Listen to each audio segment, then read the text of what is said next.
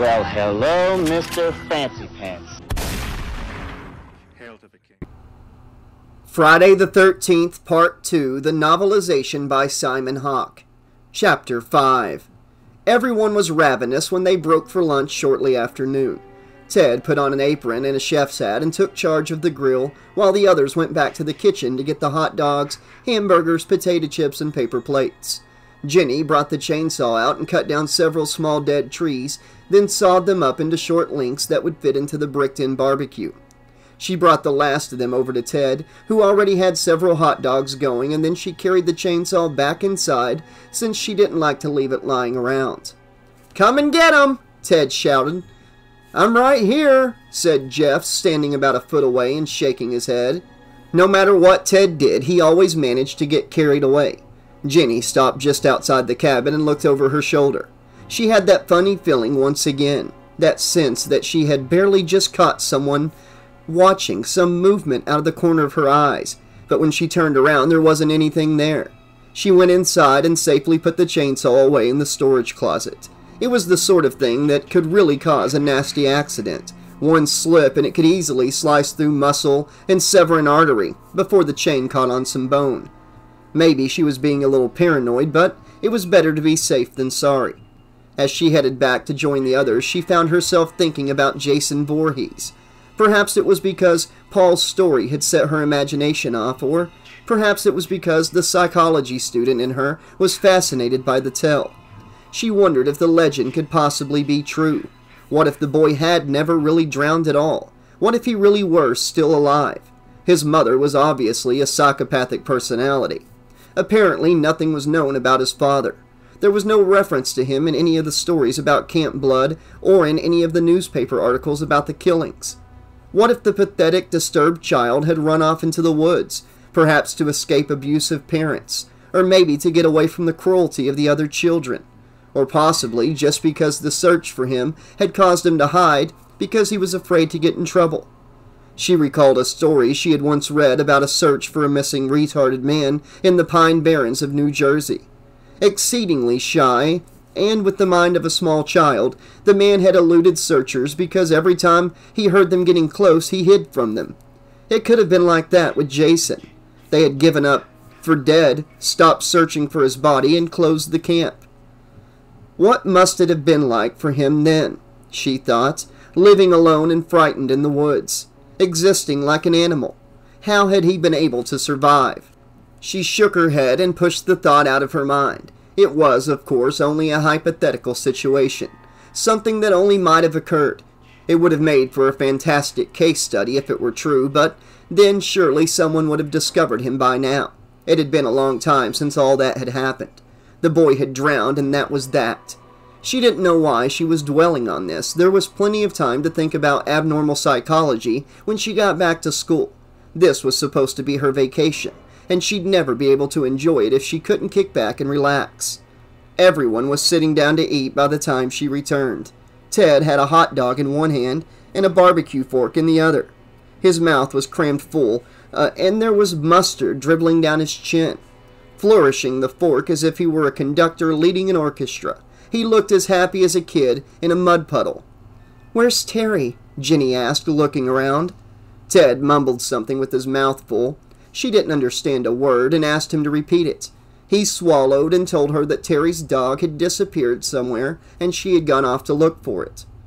Jenny recalled seeing the little dog when they were out on the trail. She remembered how it had gone running off into the woods, barking at a squirrel or something, and she suddenly realized that she hadn't seen the dog since then.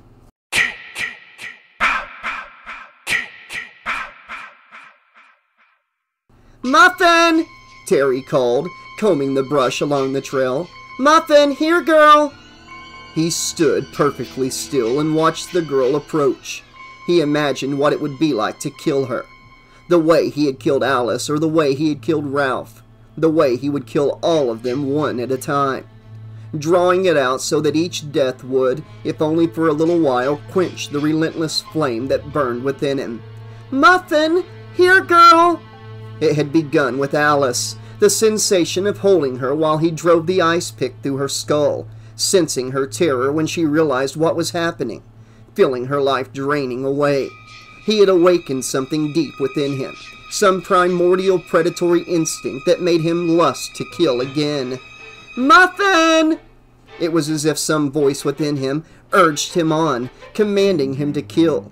After Alice, there had been a brief respite from the frenzy that had made his head feel as if it was about to burst. It made his chest feel tight, and it was difficult to breathe. He had felt as if he were on fire, burning up. "Here, girl! Here, Muffin!" For a little while, after he had killed Alice and brought her home to Mother, it had gone away, and then it had returned once more, even stronger than before. Much stronger. After he killed, he felt relief again, but it didn't last for long. This time it came back not only stronger than before, it came back faster. He felt it now. The tightness in his chest, the shortness of breath, the fire in his mind. "Terry!" Ted shouted in the distance.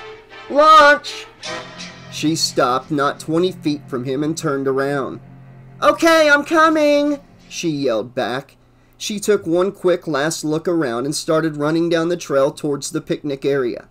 Terry was starting to get worried about Muffin. Her dog had never run away like that before. What could have happened to her? Paul's threat to take them running after lunch turned out to be nothing more than a bluff, and, much to their relief, he consented to let them have a free afternoon for swimming after his first aid lecture. While everyone changed into their swimsuits and gathered up at the lake, Sandra took Jeff aside. "Jeff," she said, looking around to see if anyone was within earshot, "you ready?" He looked puzzled. "For what?" "Camp Blood," she said, her eyes lit up with excitement. He made a wry face at her and shook his head.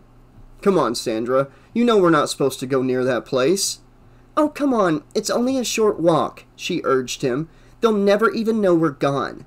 He looked reluctant. "Jeff, I'm serious," said Sandra. "I really want to see it. When we get back to the city, we can tell everyone that we were there."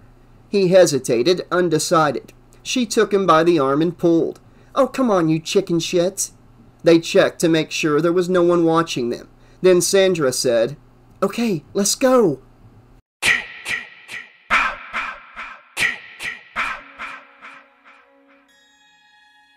And they quickly slipped away into the woods.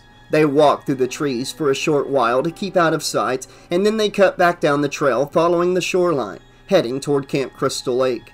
While the other counselors swam and swung themselves down the lake, Jeff and Sandra made their way toward the deserted Camp Blood like a couple of kids playing hooky. They enjoyed the feeling of doing something that they weren't supposed to do. They held each other's hands and followed the trail as it wound its serpentine way around the lake. Before long, they reached a place that had once been a large clearing, perhaps a packed dirt parking lot. Only now it was covered with dead leaves and overgrown with weeds, brush, and young saplings. Moments later, they came to a rusty barbed wire fence. Affixed to it was an old metal sign that read, "No trespassing." Part of the fence had fallen down, allowing them easy access. It was almost as if they were being invited in. "This must be it," said Jeff uneasily. Sandra took his arm and moved a little closer to him. She seemed to have lost some of her confidence. "Yeah," she said, glancing all around. They stepped over the fence and entered the grounds of Camp Crystal Lake, Camp Blood. There seemed to be something ominous about the place, a feeling that was almost tangible. Sandra wondered if it was something about the place itself or if she was experiencing strange vibes because she knew about what had happened here. She recalled her older brother who had gone to school in Los Angeles, telling her about the time that some friends had shown him the ranch where Charles Manson and his murderous followers had lived. She hadn't even been born when the grisly Tate LaBianca murders had shocked the nation, but years later she saw the events depicted in a film called Helter Skelter. There wasn't much left of the place, her brother had said, only the gatepost and foundations, pretty much all that remained of the infamous Spawn Ranch where Mason played satanic guru to his followers. But he told her there was an eerie atmosphere about the entire area, an aura that seemed pregnant with foreboding, as the former tenants had left behind an indelible evil, spiritual impression of their presence. And that was exactly how she felt right now. It was almost as if the place was haunted, Though of course that was ridiculous, but nevertheless there was something about it that had made her draw closer to Jeff and look around nervously. They were all alone out here, but she was starting to have the most particular feeling, as if someone or something was watching them. They could see the ruins of several cabins. A couple of them looked as if they had been burned down. The boards were blackened and rotting, and the structures were overgrown with woods and ivy. It was as if the woods were trying to reclaim the place, to swallow it and wipe out the memory of what had happened there. Sandra, feeling very scared, had glanced at Jeff and saw that he too looked uneasy. "Oh my God!" Sandra suddenly said, stopping and pulling back on Jeff's arm. He jumped about a foot, startled by her reaction. She pointed down at their feet at the remains of a small animal. All that was left of it were a few tufts of fur and shattered bones, some entrails and some bloody meat that had been half devoured. It looked freshly killed, as if it had just been torn apart. "Looks like a dog," Sandra said. They all knew that Muffin was missing. Jeff bent down to look at it more closely. He grimaced at the smell. "Too mangled to tell," he said. Sandra swallowed nervously. "What do you think did it?" she said. Jeff shook his head.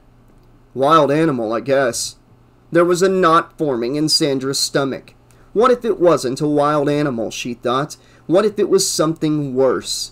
The feeling that they were not alone grew stronger. She wanted nothing more than to leave this creepy place. Perhaps her imagination was running wild, but she was even starting to think that she could hear footsteps approaching. She screamed as a large hand reached past her, grabbed Jeff by the shoulder, and spun him around violently. They stood face to face with the beefy deputy sheriff of Crystal Lake. He did not look very happy. Behind them, through the trees, they could see the flashing lights of his squad car on the dirt road leading to the camp. "What are you kids doing out here?" he snapped.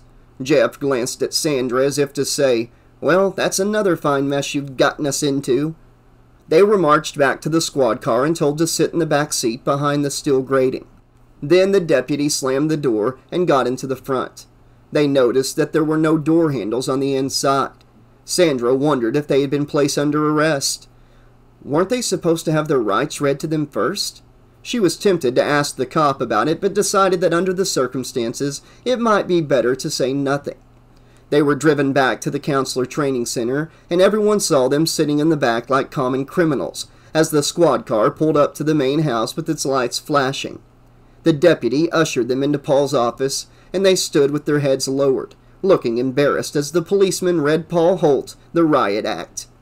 "You're going to have to keep your people away from that place, Holt," the deputy said in a tone that brooked no nonsense. "It's condemned.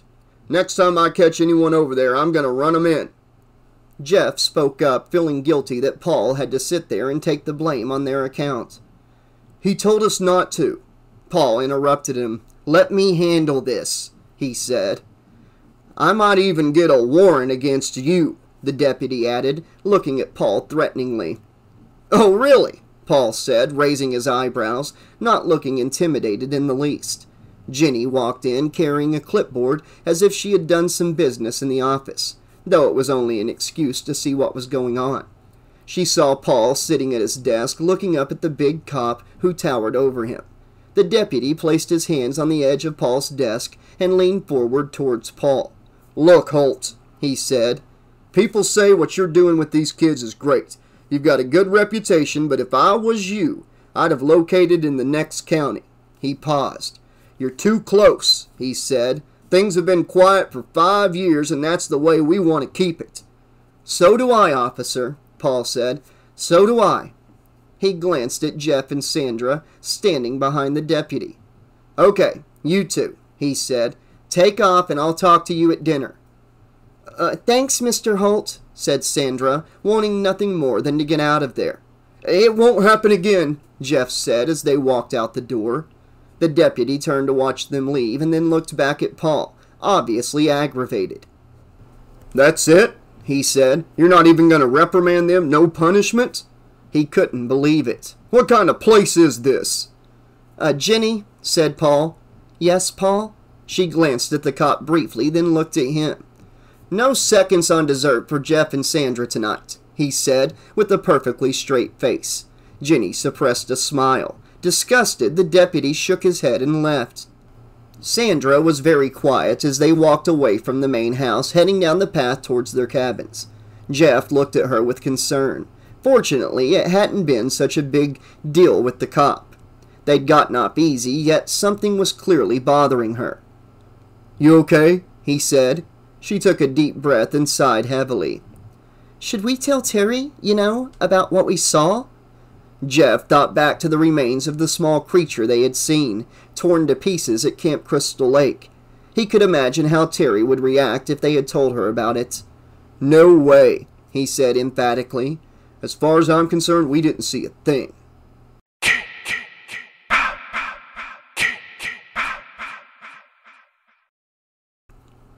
As Deputy Winslow drove away from Paul Holt's Counselor Training Center, he wondered if he had been too easy on those kids. He had definitely been too easy on that Holt. That much was certain. "Man," he thought, "you tried to do a guy a favor and all he does is give you a hard time." That bit about no seconds on dessert was an obvious slap in the face. A complete disregard of his authority.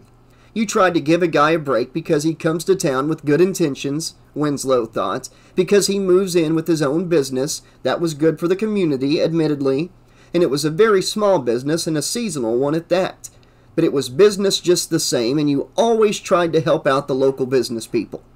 Things were tough enough, with the new mall under construction over in the next town, and everybody planning to take their retail business over there. So far, 3 of the merchants in town had already made arrangements to close down their stores in Crystal Lake and reopen in the mall when it was completed. At least 4 more that Winslow knew of were thinking about it seriously. Their overhead would be much steeper at the mall, but they would have a lot more walk-in trade, and they were dying in Crystal Lake. Hell, everyone was dying. Angie Black had packed up her herbs and fold remedies, closed down her plant nursery, and moved right out of town. She had gone to the big city where she planned to open up some sort of occult supply store or something. She said that the city people were suckers for things like that. Tarot decks, astrological readings, incense, and crystals and whatnot. She said she simply had to come up with a new wrinkle and make a fresh start someplace else. It had been the same thing with Tom Dunn and his smoke shop. He just couldn't make a living in Crystal Lake anymore, so he had closed up and moved away to New York City. Doc Hansen had moved away too, bought into some partnership with several city doctors and a medical complex. Miss Willis over at the elementary school had quit her job and gone to Colorado to become a writer. It was like that everywhere, thought Winslow. Small towns were dying all over the country, but Crystal Lake was particularly hard hit, especially after what had happened here. Everyone was leaving. Even the sheriff was talking about quitting and going out west to some place like Wyoming or Montana and getting a job on the highway patrol or some county police force. Winslow had always hoped he would have the chance to be promoted, but it wasn't going to be much fun being the sheriff of a ghost town. And the way things were going, that was the way Crystal Lake was headed. Paul Holt was the first to come into town with a new business in 5 years. The Chamber of Commerce was eager to keep him happy, and as a result he had pretty good relations with the people in the town. But although Winslow was able to appreciate what even the smallest business would mean to Crystal Lake's economy, he was far from convinced that Paul Holt's type of business was the sort that they really needed. The members of the chamber had argued that if he could make a go of it out there on the lake, it could bring more people into town. Other camps would send their counselors there to train in the beginning of the summer, and perhaps some more summer camps would open up out there. If things would pick up again during the summer, then more tourists would be coming in, and if they came during the summer, things were bound to pick up during the hunting and fishing season later in the year. Once they had seen the pretty country, maybe some of those hunters and fishermen would think about moving to Crystal Lake to get away from the big city. You could never tell. The members of the chamber said that all these things could easily add up to another boom for Crystal Lake. Lord knows they needed it.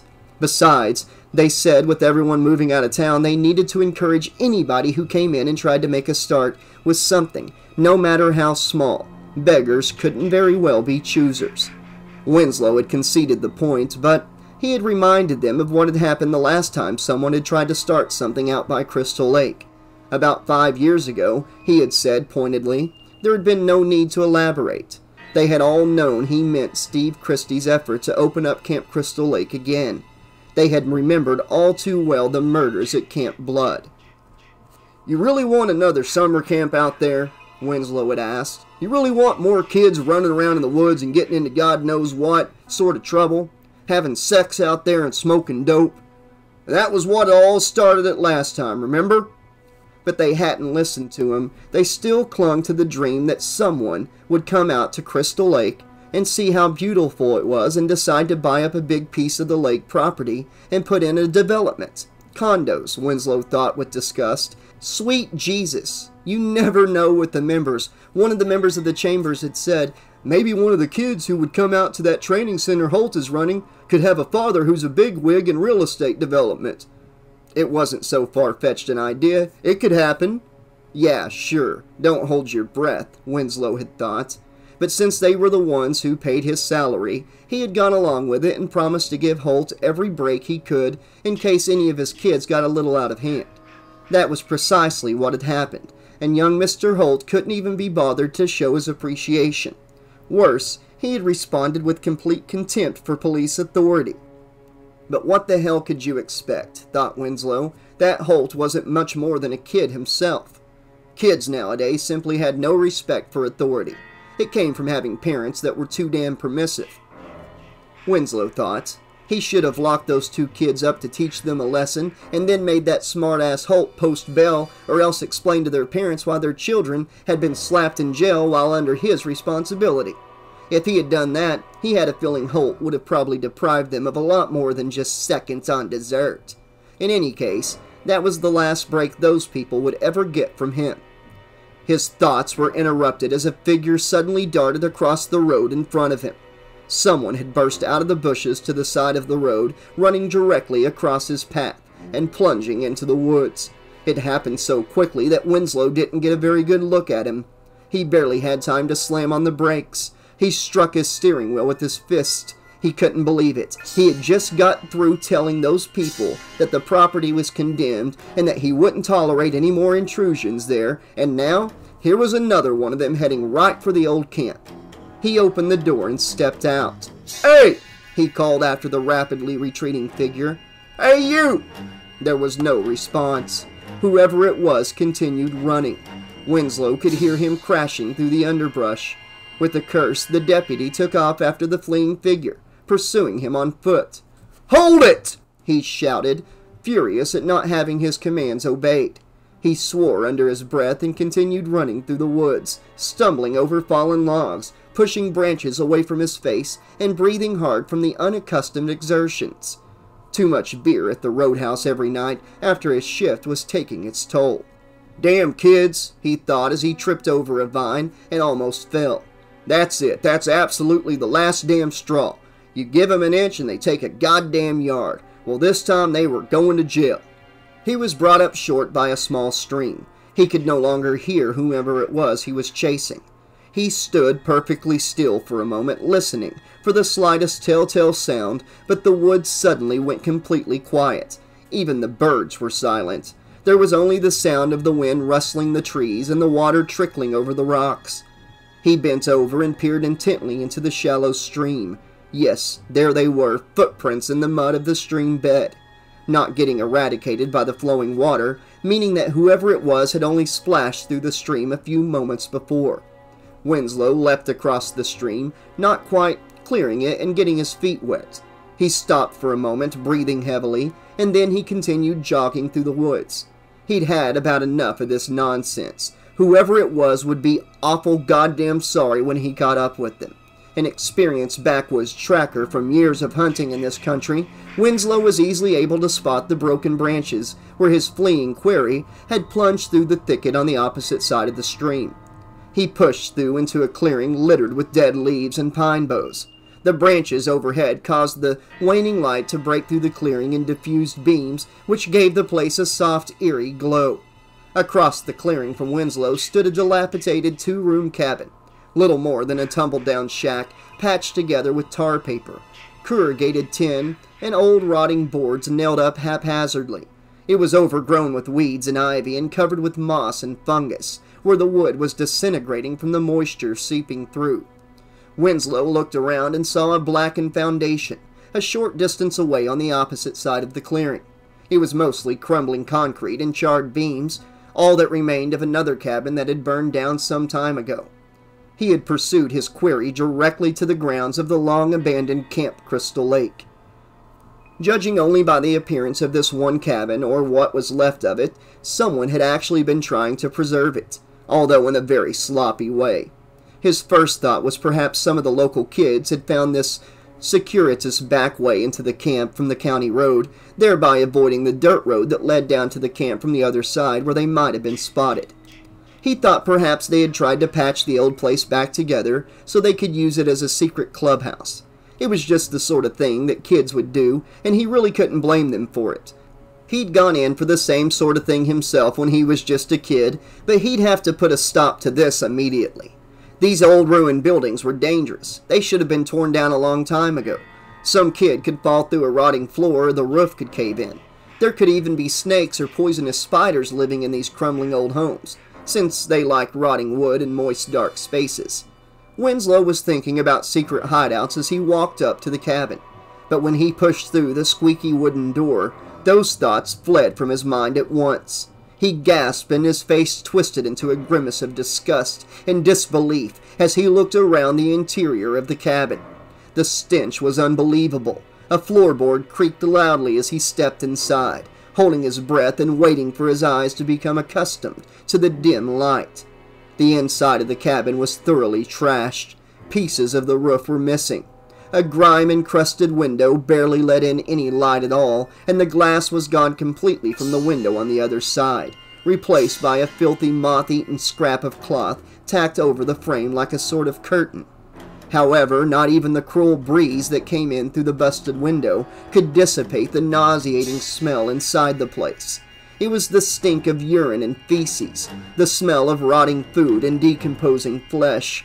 Winslow knew that homicide detectives in the city often smoked cigars and cigarettes when they had to go into a room where a dead body had been laying, undiscovered for several days, because the odor of the burning tobacco helped to mask the smell of death. However, it would have taken an entire burning field of tobacco to even make a dent in this overpowering stink that made his eyes water. One of the pantry doors was hanging by a rusted hinge. Another was missing entirely, revealing empty shelves caked with dirt and grime, shrouded with spider webs and littered with rat droppings.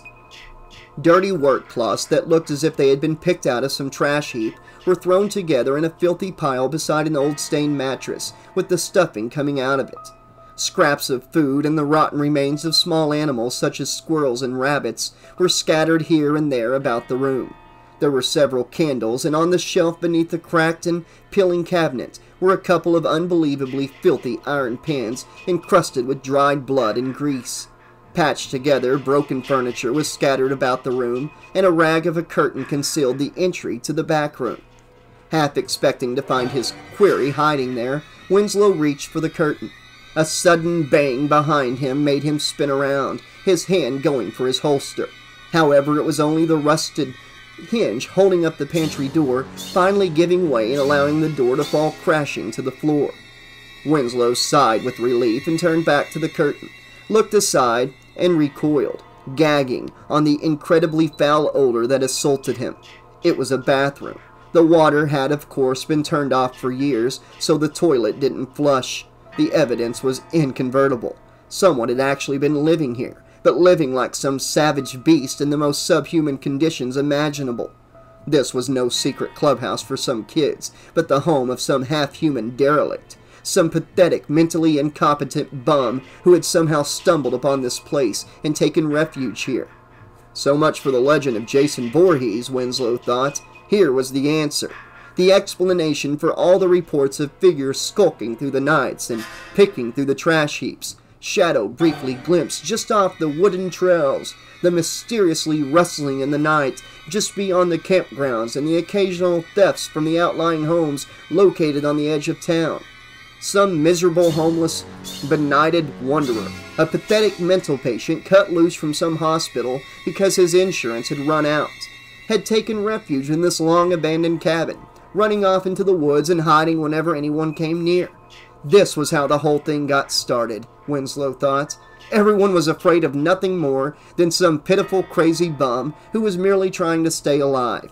He looked toward the heavy wooden door leading to the very back of the cabin, where the poor bastard was probably hiding, like some wounded animal, scared of his own shadow. Well, no one should have to live like this. He'd go on there, cuff the poor guy, and take him off to jail. Hell, he'd be doing him a favor. The food and living conditions there would be at least 200% better than what he had out here, and in the morning the judge would hold a hearing and find some place or something that would take him. Winslow put his hand on the rusty metal knob and turned it. The door creaked open an inch, and then stuck.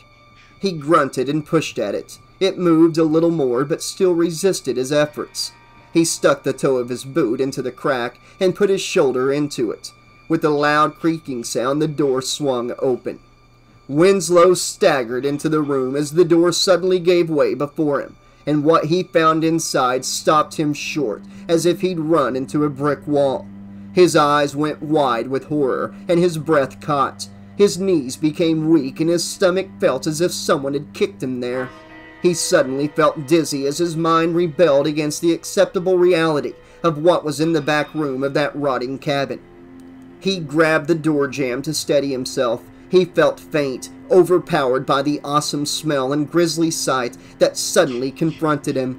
"Oh my God!" he whimpered, unable to take his eyes away from the tableau before him. Behind him a board creaked softly. A hand raised a pick hammer high overhead, and before Winslow could react to the telltale sound behind him, the hammer came down with brutal swiftness, striking him in the back of the head. The pick's point smashed through his skull and buried itself deep in his brain in one savagely powerful blow. Winslow felt a brief incandescent moment of searing pain, and then all feeling went away forever. He was already dead when he crumpled to the floor.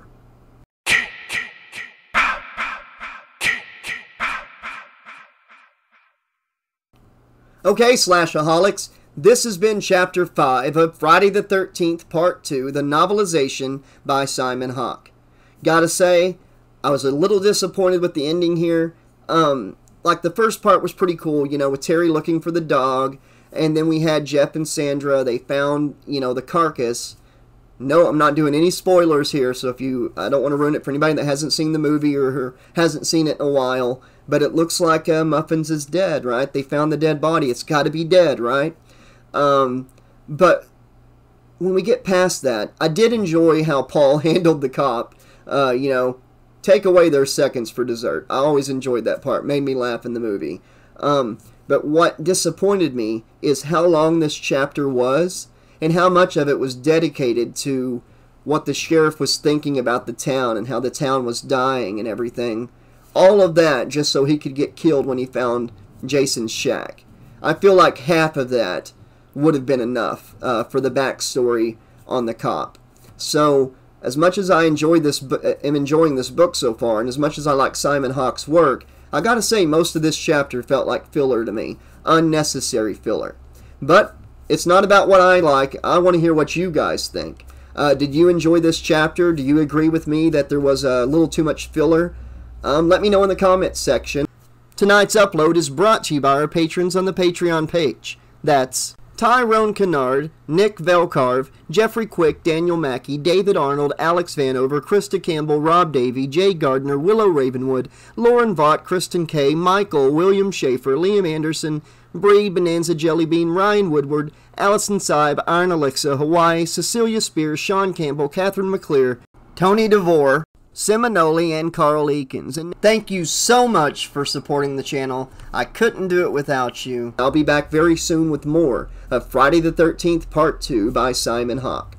Until then, this has been your friendly neighborhood 80s slasher librarian saying, thanks for listening, be excellent to each other, and don't click that thumbs down button, because It's got a death curse! There's a